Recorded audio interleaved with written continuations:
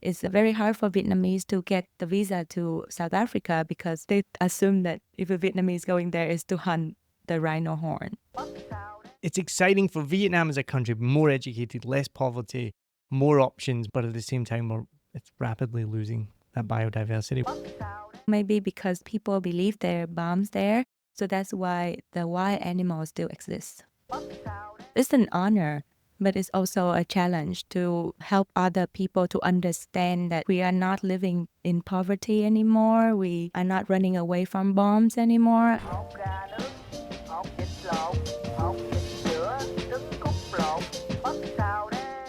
Welcome to another episode of a Vietnam podcast with me, your host, Neil Mackay.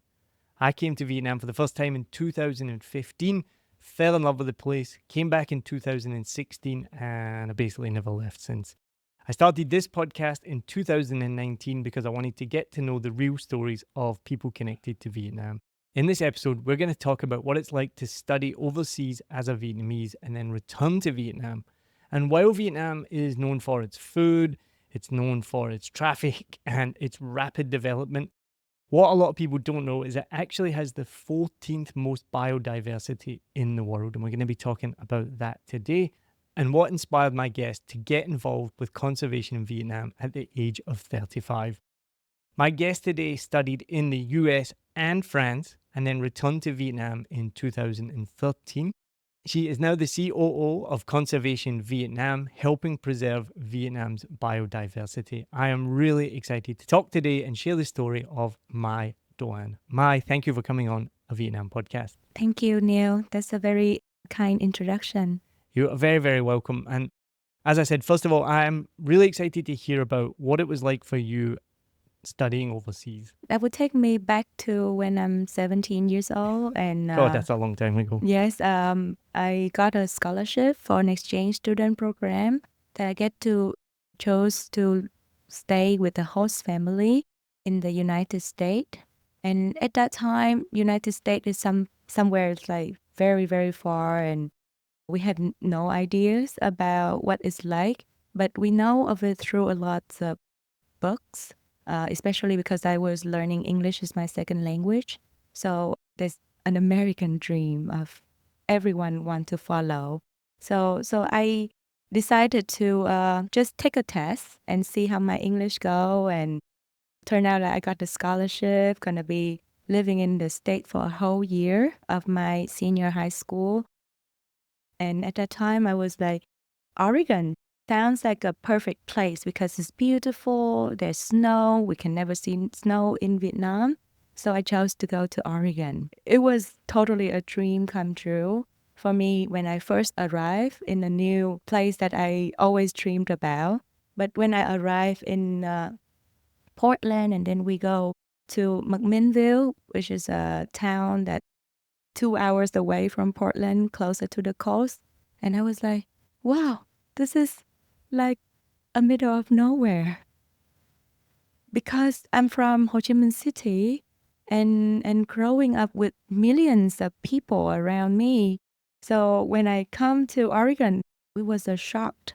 And I was also kind of popular kid in school back then because I does dances and participate in lots of activities in school. So the first thing was like, I'm shocked that nobody knows me. You're like, do you know who I am? Yeah. And it's like the movie Mean Girl, you know, how a new person arrived and didn't have any friends. So you were the mean girl in Saigon? Could be. But at first I was very sad too, because somehow my English when I'm learning in Vietnam, it didn't work. Like I come there and nobody understand me. I couldn't understand anyone. And apparently I was the only Vietnamese girl in that high school. Starting out like sitting alone by myself and didn't know which table to fit in.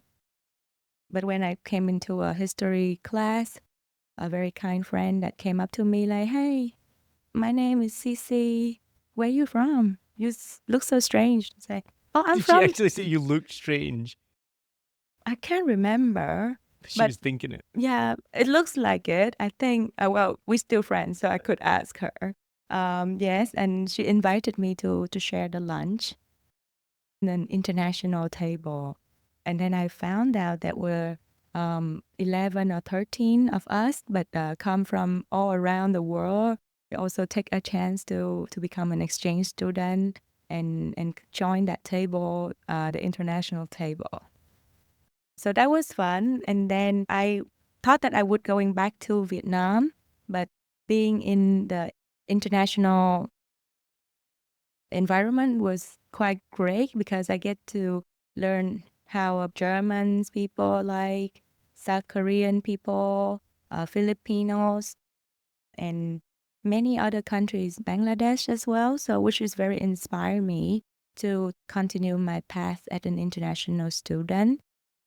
And then with the help from my host family, amazing people, they supported me. So I also got another scholarship to study in Oregon State from Linfield University, a liberal arts school, where I finished my degree in international business and a French minor. So that's the reason why I also study in France for one semester.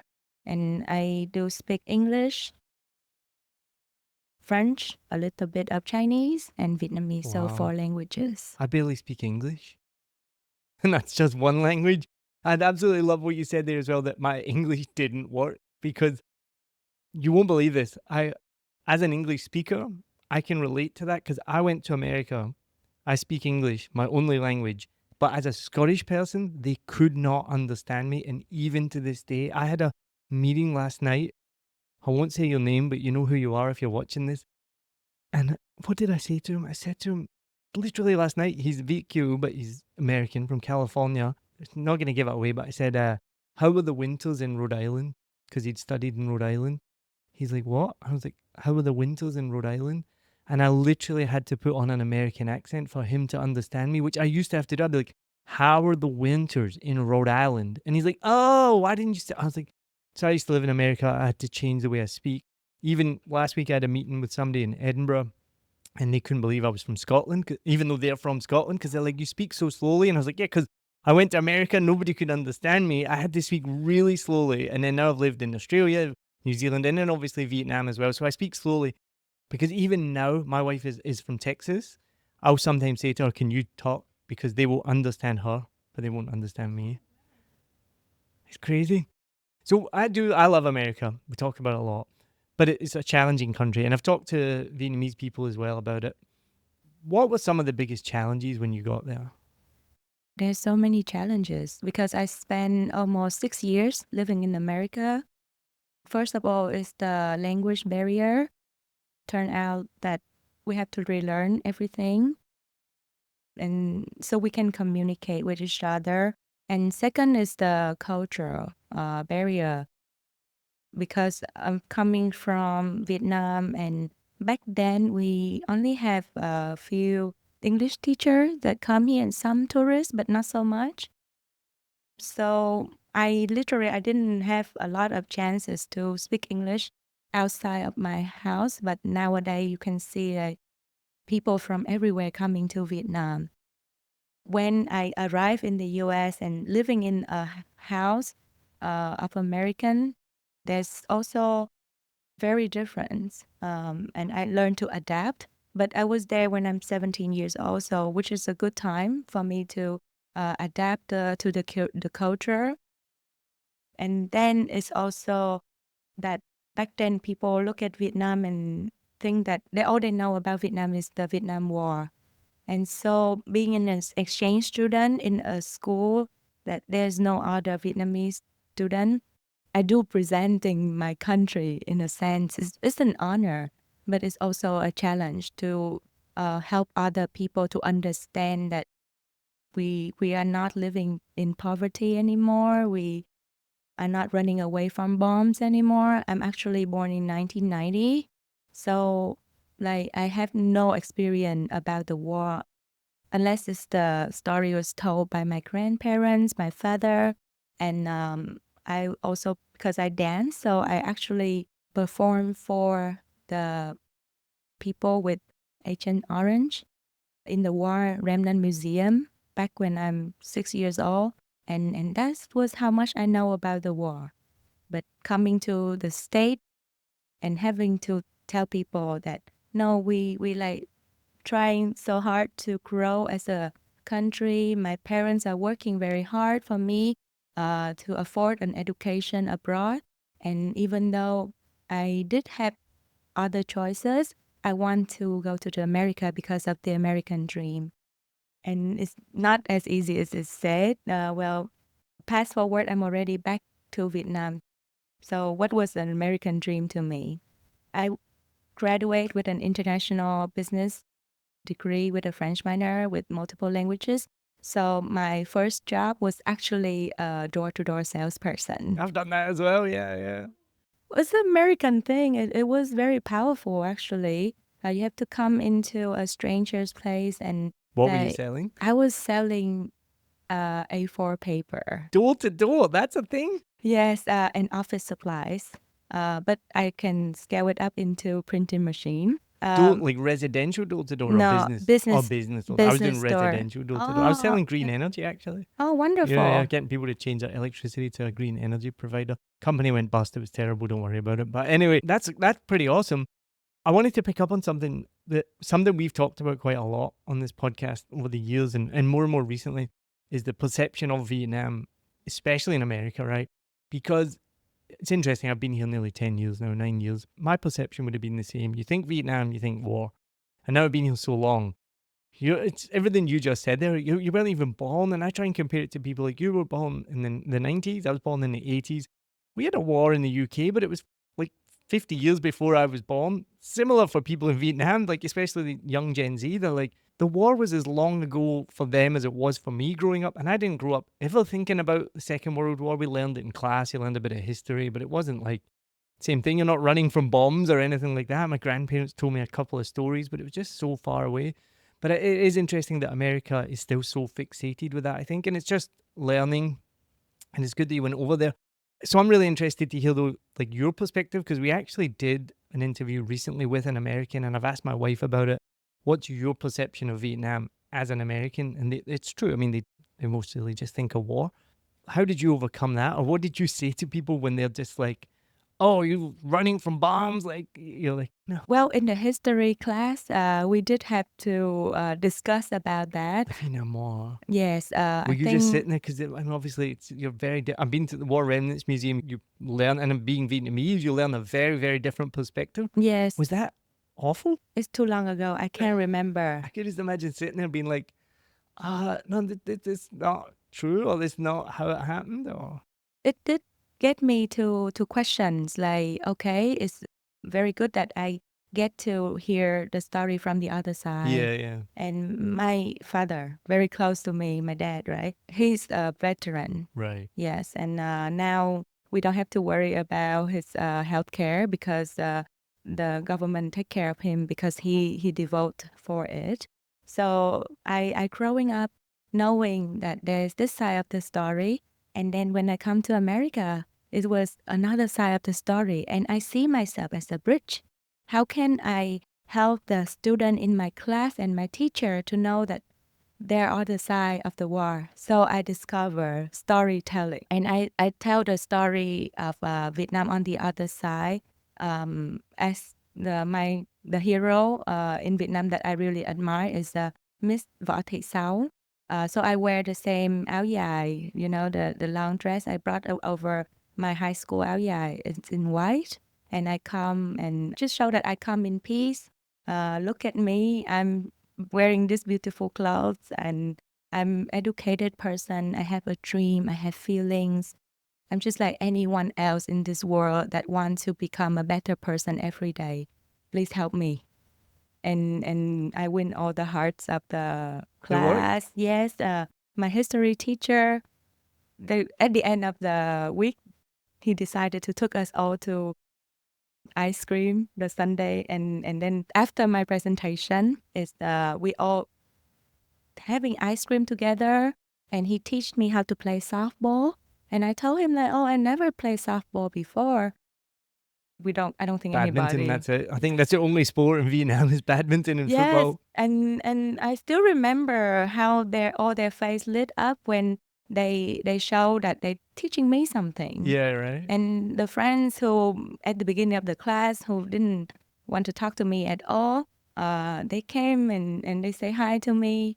And until now, I still have friends that drop my message on Instagram one here and there and say like, "Oh my, conservation is really matched with you, kind heart. I remember you since we were in high school, and I can be the bridge for people to connect and to bring from one mindset to another mindset. I feel like that's my power." I have one last question about America, and I think it might be the most important question. What was the Vietnamese food like in America? Oh, I cook it for my family. You didn't try it in a restaurant or I anything like that? did. I did. It was only pho, and it's very Of course, it's only large. pho. They don't have anything else overseas, right? In Oregon, in McMinnville, we had to travel like 2 hours to Portland Just to find Vietnamese to food. get pho. Yes. And how was it?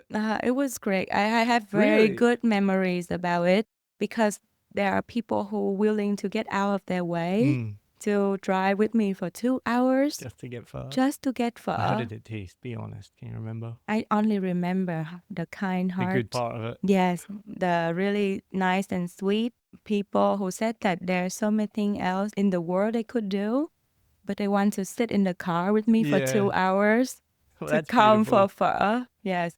Well, I tried to do it at home and it doesn't taste the same. So actually, because I growing up trying to study a lot, so my cooking is not that great actually.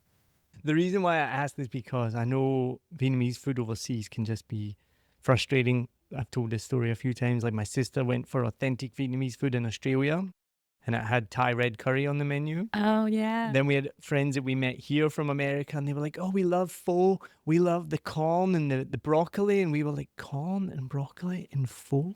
It's like, this is, what are they talking about? And then a friend recently, who also was involved in conservation, talked about when he went back home to the States, his parents took him to a Vietnamese restaurant that was run by Koreans. So it's just like, it's just quite, this is kind of the stories that I've heard. But it's good to hear that you had a good experience. My host family does come visit me once a while just for the food. Well, why do you think pho is so popular overseas? I know I'm an elitist expat Vietnamese person who lives here. So, I've got my own opinions. I do not like pho. I rarely eat pho. And, I'm buntit come tam. Could eat it every day. I don't understand why these dishes haven't traveled across the world. Why is pho so popular overseas? So pho is very unique for Vietnamese, and for me, actually, my dad is from the north side and my mom is from the south. So my mom would prefer bún thịt nướng and cơm tấm, and my dad would prefer pho.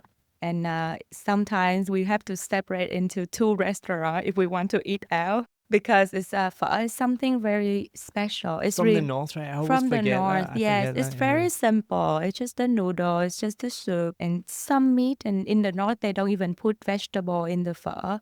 But why is it so special? Because back then, that's the only precious thing to eat. So whenever we eat the pho with my dad, it brings back the nostalgia, the memory, how his family has so many people and they have to actually fight for food in my imagination. But I've seen how they grow up and now they share a lot. But my grandma often remind me of how lack of support they used to have. And I forget that quite a lot because I get really excited by modern Vietnam, the development, the young people, everything that's happening. It's exciting. I love there's a podcast called You Don't Know Vietnam, and their intro says, Vietnam's not all rice paddies and buffaloes, because that's kind of what people think. But I do forget that it was only one generation ago that food was scarce, that there was mass poverty, there was, I don't know, starvation, would that be right? But like malnutrition and lack of Malnutrition. food and lack of education. And now Vietnam has just developed so quickly. It's really inspiring to see. But I do forget that there is a reason why pho maybe was so special. But I don't understand, why is bún chả not more popular? Because bún chả is from the north, and that to me, I was in Hanoi just recently for the first time in years, and bún chả is one of my favorite foods. But we had it in Hanoi where it's from. Oh my God, it was so amazing. I have a place near me where all of our favorite spots that I love, the bún chả there. But this place, there's just something about it was just so, so good. Bún chả, very difficult to make it if you don't have the grill. You cannot grill it. It's similar to barbecue Mm. in the state. I remember that we had lots of barbecue party, but it's not the same because in the barbecue you don't do it outside and you don't use a fan to like. I think the fan that actually make it tasty because of the smoke inside the meat. But we can talk about food forever. I know, and this is not a foodie podcast per se. But what I actually really want to know about is why you came back to Vietnam, because I know for a lot of people they go overseas and they don't come back. And we met one of your interns today who studies at RMIT Vietnam. My wife works there and have done some work with them, produced their podcast. I think one of the most amazing things about RMIT Vietnam is that, from what I know, they set up in Vietnam because a lot of parents don't want to send their children overseas to get an education because they're scared that they won't come back. So they can give them an Australian education, but they don't have to leave Vietnam, so they're not so worried about them going away. I think that happens a lot. For all populations that have lived in New Zealand, I'm obviously from Scotland, a lot of populations leave and don't go back. I left 20 years ago and 22 years ago and I've never lived in Scotland again. But what made you come back to Vietnam? So in high school, before I studied abroad, I was in Lê Hồng Phong High School for the Gifted. And it was the issues that raised a lot in our school is that people get a foreign education and they never come back. So before I left, I already understand that my parents are there, or the teacher that has devoted for my education wants me to come back. You've already been told you're going, but you're coming back. A lot of people of my friends that go and didn't come back, and I was actually the few first one that came back. So when I came back to Vietnam, like I have no other friends that also study abroad, or I came back and then my friends started to go study abroad for their master degree. So, but not just that. After my first work as a door-to-door salesperson, I become very confident and I get my next job was in a big corporate, American corporate. And I work closely with the chairman. He is a very successful man at his age of 82 when I worked with him. And he passed away at 84. So he was a very wise man, very successful man that even turned commercial land into organic land to grow agriculture. And he would let a whole forest to grow back to its own nature. So he is a very inspiring person, even though he was colorblind. He was colorblinded. He worked closely with me and he said that, Mai, you are very lucky because you're from Vietnam. In the next decade, everybody will look at your country and the growing is there. So I worked with him for a year, and even though at that time I really enjoyed my American life, getting a very good pay, he sent me to only 5-star hotel, like all across Asia. The first hotel I stayed in was the Marina Bay Sands when it's first opened. Yeah. So I was living the American dream for real. But there was something missing. There was always something missing. At that time, I also still want to be the bridge for Vietnam to the state, and it was in agriculture, import and export that I was working. I was on those first airplane that fly the cherry to Vietnam, to Hong Kong, and then later on they come to Vietnam. But now you see you can buy cherry anytime in But you know how you Vietnam. know somebody's rich? If they buy cherries. Cherries are so expensive, but they're expensive everywhere, right? But they're quite expensive in Vietnam. Oh, in Oregon, we have wild cherry. Like my host family has a cherry tree in the house. So back then I was selling cherry, blueberries, hazelnuts, and even Christmas tree, and just living my American dream, but still something missing. And then at one point, I pursue a master degree as well because that's how it goes, right? You get a good job and you keep moving up. But when I come to the university for the master degree, suddenly I was like, this is not for me. It's just a moment, like a moment, just like no, you are not supposed to be here. You're supposed to be somewhere else. Figure it out. So when you went to America, you talked about the cultural difference, and then you absorbed yourself into that culture, not losing your original culture, obviously, but then came back. What was the biggest cultural difference when you got to America? What did you see in people that you were like, this is really different to where I'm from? And then when you came back, had that changed you at all? When I first come to America, I find that the very different is that in America we have many choices. My peers also share with me that in life you have many choices, chooses wisely. But when I came back to Vietnam, I realized that no, we do not have that many choices. And it can be even simple things like choices like cereal. Like you go to America and you go to the supermarket and there's 500 types of cereal. You're like, this is insane. I mean, in Scotland we have a lot of cereal as well, but not that. America is just choices for everything. But that's an interesting way to put it. And does that equate to freedom? Is that what we mean by America has freedom? More freedom, supposedly? I think that's where I'm heading to. Freedom. I was having a lot of freedom in the state, and later in France is even more freedom, I felt like. So when coming back to Vietnam, it was a reverse culture shock that I was expect to live a certain way and talk a certain way and behave in a certain way that is more culturally accepted. A little bit more about my background that I was in a cultural dance, so I do traditional performance. This is where I'm coming from. So one side I want freedom, one side I appreciate the culture we have. The struggle, I think, mostly is being torn apart between the two. And then after being torn apart, it's like picking up the pieces together and say, okay, I meant to be the bridge. I meant to connect between the traditional culture from the East and the modern life with freedom and choices from the West. Then how? In day to day life, when you came back, what were some of those challenges of the reverse culture shock? First of all, is again back to the language. So I left Vietnam when I was 17 years old. So when I came back, I was still speaking like a 17 years old. I did not understand a lot of the big words that people talk when they're from my age. They already graduate from university, but I could not understand them. So I came back with the cultural difference, with the language barrier. I decided to take my second degree in law study in Ho Chi Minh City University of Law, which helped me to break the cultural difference. And because I studied so I can tell the origin of why is it different, why is the culture is so different, and why in another place that freedom is very important, but in another place or another time his culture is very important. And what do you think the difference between the family structures are between America and Vietnam? I was living with my host family mostly. They have two kids.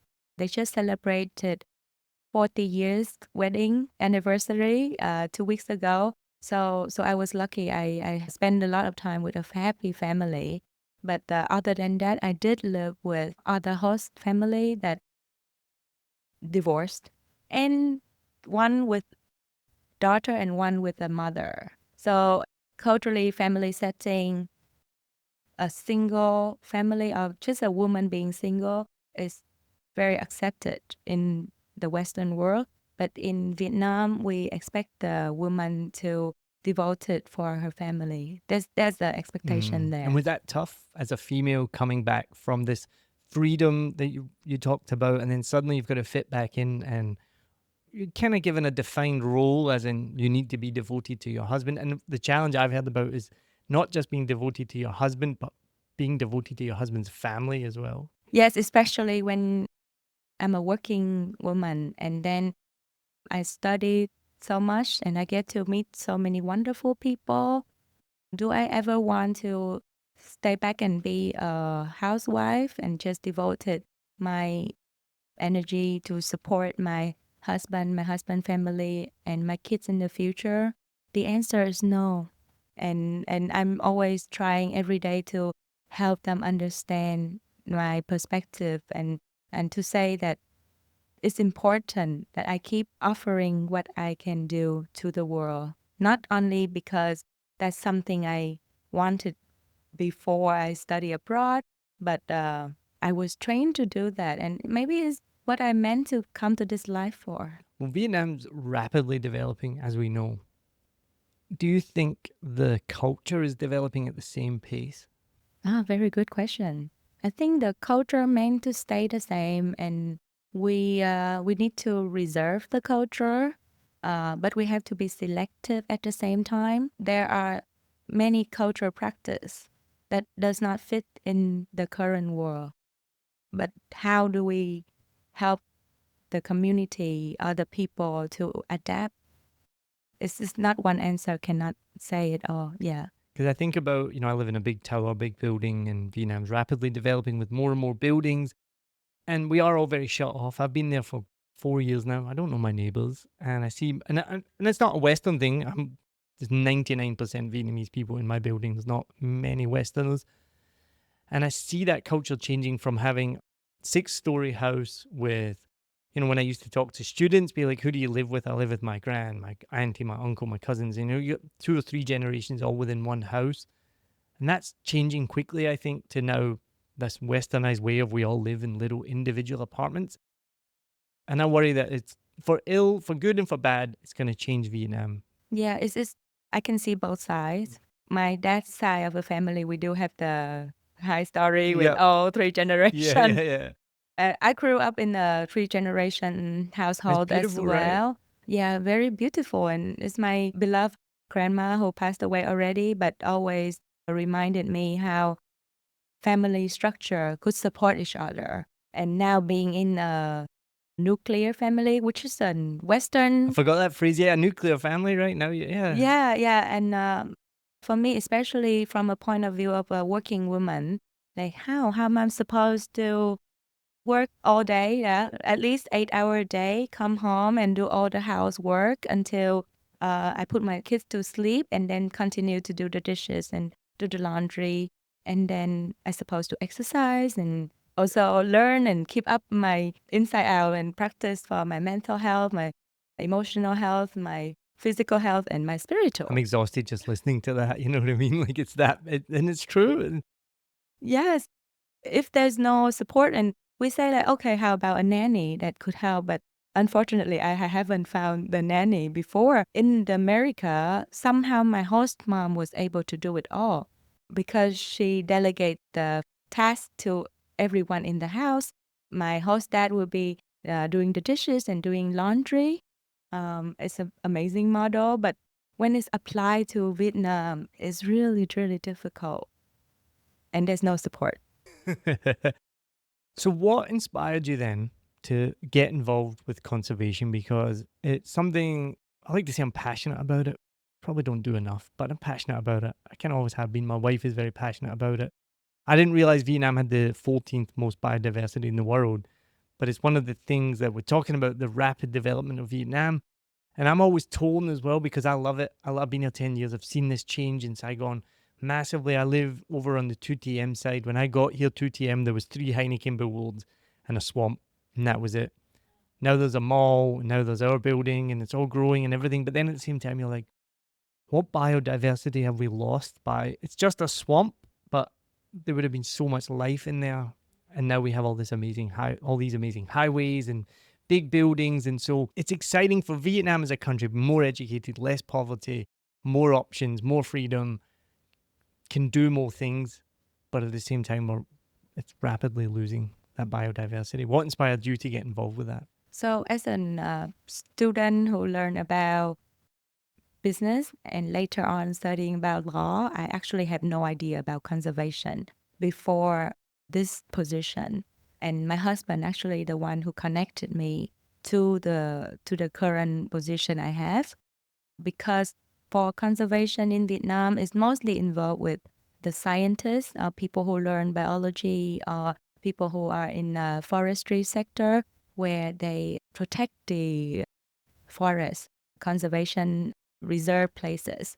So this conservation work has been in Vietnam for a very long time. Back to after the war. So the oldest person I know that has been working in this conservation field is 95 years old. So it has been around for a long time, but I didn't have the access into it. And seems like they were struggling financially because the country is developing very quickly. So it means the funding is going to business sector that is like agriculture, education, healthcare, real estate, logistics, etc. And not so much that going to conservation work. And so for conservation Vietnam, they needed a finance person. And I happen to have finance and legal background that could support this. I think the people, the conservationists and the donors who hired me in the first place, they was a little bit worried, like, oh, how can we hire someone from the business side and expect them to understand about the importance of conservation? So the first thing they did was they took me on a donor tour that I do primate watching with them. And the first time in my life at 32 years old, I know that we have a gray sanduk linger that exists in the same country with us. This is amazing, though. You didn't even know this. You're Vietnamese. And I I think that's know. what's amazing about Vietnam as well. The longer I live here, the more I get amazed because, like I said, people think of Vietnam, you say wildlife, they think of buffaloes, they think of rice paddies. And they also think now it's just growing so quickly and it's easy to forget. And I didn't realize either. We had James Hunt on the podcast before who does amazing work at Cat Tien, which I know you do. You guys do some work in Cat Tien as well. I couldn't believe that there's so many. Like you just said, that I don't even remember the name of the animal you just said, but there's so many animals. And did I hear recently they found an elephant in Vietnam as well for the first time? There are elephants in Cap Tien before, and they found elephant in another place in the highland, but there's no one keeping count. Yeah, right. But we thought they'd gone extinct in Vietnam, right? Well, it's the rhino that became extinct in Vietnam in 2010. The last one is found in Cap Tien, and of course, I didn't know about it Yeah, until I started working yeah. in conservation. And it seems like we could have prevented the extinction, but we did not. And then I got a trip to Kruger National Park in South Africa. And when I got a visa to go there, I found out that it's very hard for Vietnamese to get the visa to South Africa because they assume that if a Vietnamese going there is to hunt the rhino horn. So tell me about the biodiversity in Vietnam, especially Cat Tien. It's so close to Saigon, but I've only been twice. It's so close, but so far.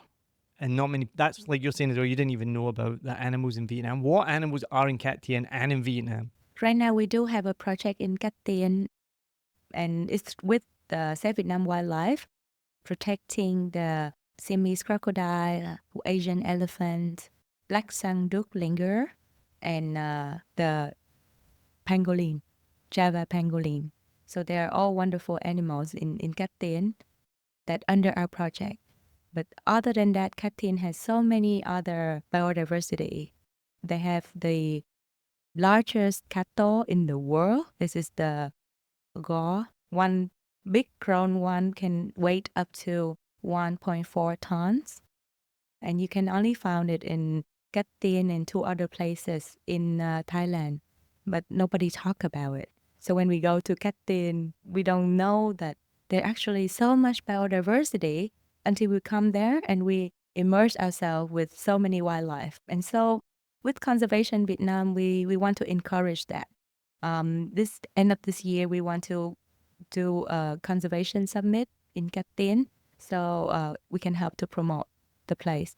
But Cat Tien is already a place that people actually know. There are the 34 national parks in Vietnam, and a lot of the parks are very far away in the remote area and does not have as much supported yet.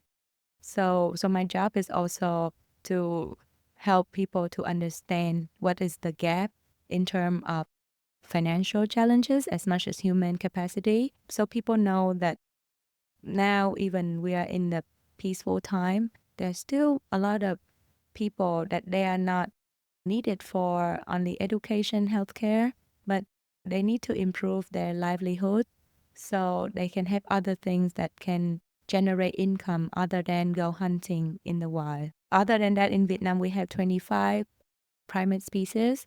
10 critically endangered, and 5 is endemic, which is they cannot be found anywhere in the world. It's so amazing. When I get to meet with them, it's very inspiring, especially to know how the animal they take care of each other, they take care of their child. I feel very related and connected.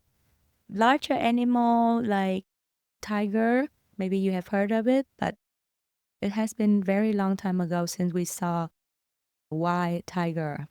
And for a fact that there are species in Vietnam like the Vietnam pheasant. There's a wild pheasant, Vietnamese pheasant. Yeah, Vietnamese pheasant. The pheasant in Vietnam is very similar to the chicken. And I always been asked a lot like, why are you conserve the chicken? And I said, no, it's just the name. It's Vietnam pheasant. The last time it's been found in Vietnam is in 1998. And a couple of the individual were took in France 100 years ago. So this species, Vietnam pheasant, Lapura edwardsi, they thrive in the zoo everywhere in Europe, and in the state there have a couple as well. In Vietnam, there's 49 of them in the zoo, but there's none in the wild.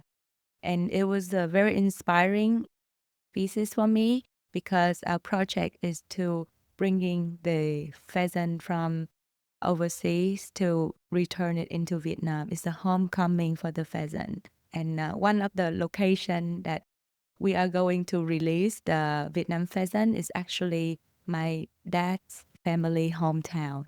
And I didn't know it until I went on the project site to do site visit. It's very inspiring, and because I get to understand more about my ancestor, how we have moved from Huế to Hà Tĩnh to Hà Nội.